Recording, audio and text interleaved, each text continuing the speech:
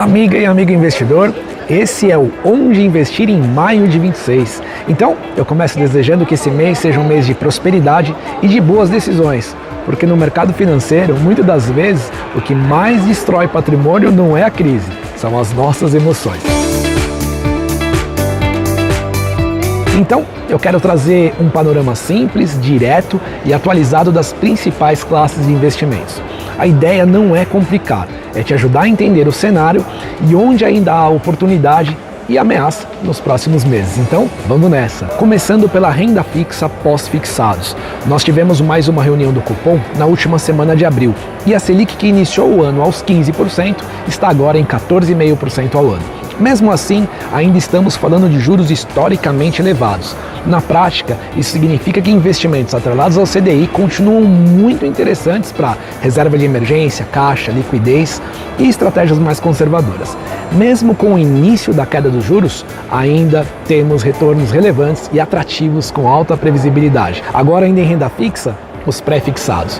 O cenário continua interessante, principalmente para médio e longo prazo, mas exige equilíbrio. O mercado segue acompanhando a inflação, gastos públicos e a credibilidade fiscal do Brasil.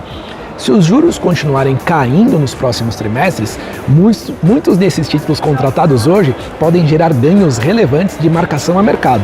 Ou seja, além da rentabilidade contratada, tem possibilidade de valorização do próprio título. Mas sem exageros. A palavra aqui continua sendo diversificação. Ainda em renda fixa, mas atrelado à inflação. Os famosos IPCA+. Eu diria que é a renda fixa com emoção. Essa classe voltou a ganhar muita relevância, porque mesmo com a Selic começando a cair, ainda encontramos taxas reais bastante elevadas. Na prática, os investidores conseguem contratar a inflação, mais juros reais muito interessantes para o longo prazo. Isso faz bastante sentido para aposentadoria, proteção patrimonial e construção de patrimônio de longo prazo. Além disso, se os juros continuarem caindo, mais à frente, esses títulos tendem também a se valorizar. E até para os mais agressivos, isso é uma janela de oportunidade.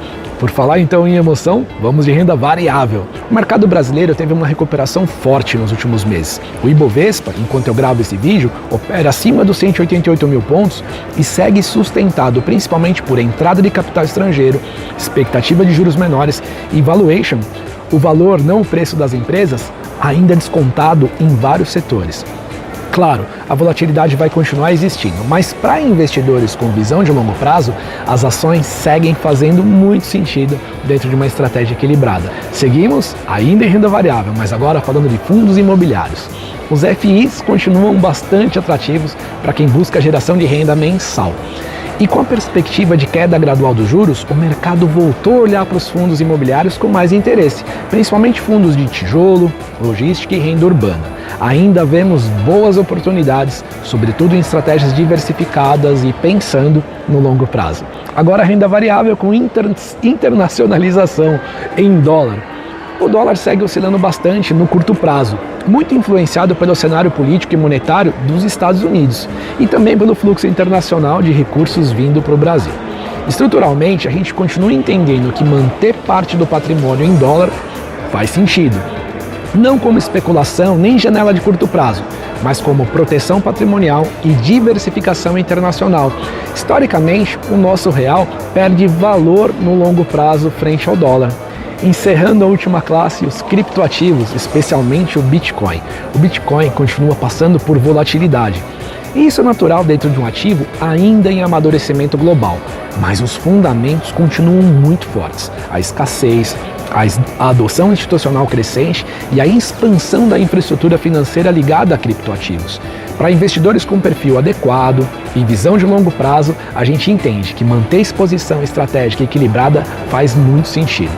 Fechando as classes, eu preciso te dizer que ao longo desse mês eu sigo revisando as carteiras, as estratégias e as oportunidades.